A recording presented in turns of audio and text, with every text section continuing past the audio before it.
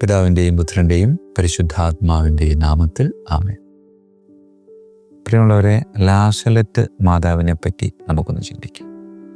ഫ്രാൻസിലെ ആൽപ്സ് പർവ്വതനിരകൾക്ക് സമീപമുള്ള ലാസലറ്റ് എന്ന കുന്നിൻ ചെരുവിൽ 2 കുട്ടികൾക്ക്, മാക്സിമിലിയൻ, മിലാനി എന്നു പേരുള്ള 2 കുട്ടികൾക്ക് പരിശുദ്ധ അമ്മ പ്രത്യക്ഷപ്പെട്ടു. 1846 സെപ്റ്റംബർ 19 അമ്മ അവർക്ക് മുമ്പിൽ പ്രത്യക്ഷപ്പെടുന്നത്.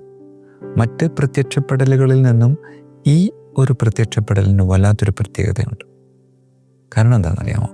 അമ്മ കരഞ്ഞുകൊണ്ടാണ് ഈ മക്കൾക്ക് മുമ്പിൽ പ്രത്യക്ഷപ്പെട്ടത്. അതുകൊണ്ട് തന്നെ അവർക്ക് അത് പരിശുദ്ധ കന്യകാമറിയമാണോ എന്നൊരു സംശയം ഉണ്ടായിരുന്നു. കാരണം അമ്മ കരയുന്നതിൻ്റെ കാര്യമില്ലല്ലോ. കാരണം സ്വർഗത്തിൻ്റെ രാജ്ഞിയാണ്, ക്രിസ്തുവിൻ്റെ അമ്മയാണ്, സ്വർഗം ആസ്വദിക്കുന്നവളാണ്, പാപമില്ലാതെ ജനിച്ചവളാണ്, ജീവിച്ചവളാണ്.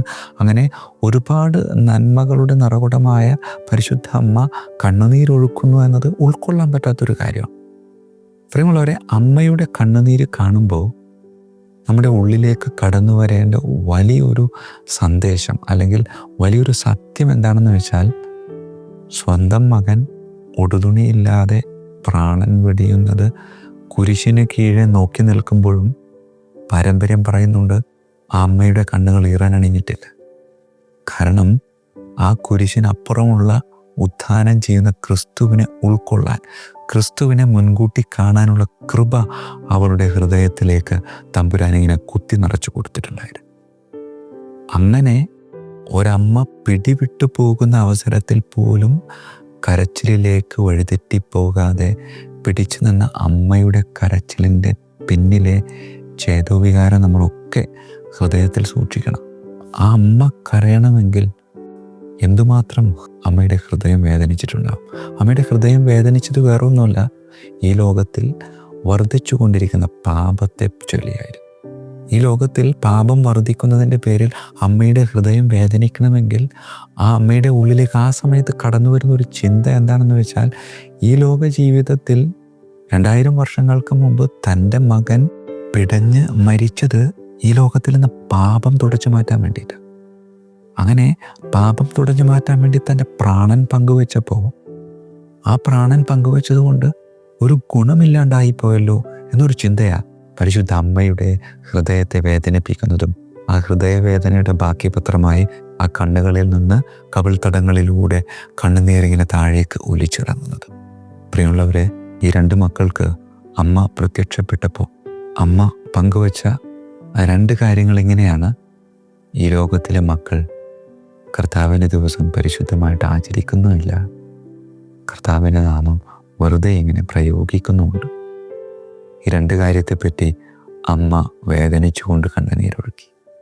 ഒപ്പം ഈ ലോകത്തിലെ മക്കളായ നമ്മൾ ഓരോരുത്തരും കൽപ്പനകൾ അനുസരിക്കാതെ വളരെ ലാഘവത്തോടെ കൽപ്പനകൾക്കെതിരെ ജീവിക്കുന്നത് കണ്ടപ്പോഴും അമ്മയുടെ ഹൃദയം വേദനിക്കുകയുണ്ടായി.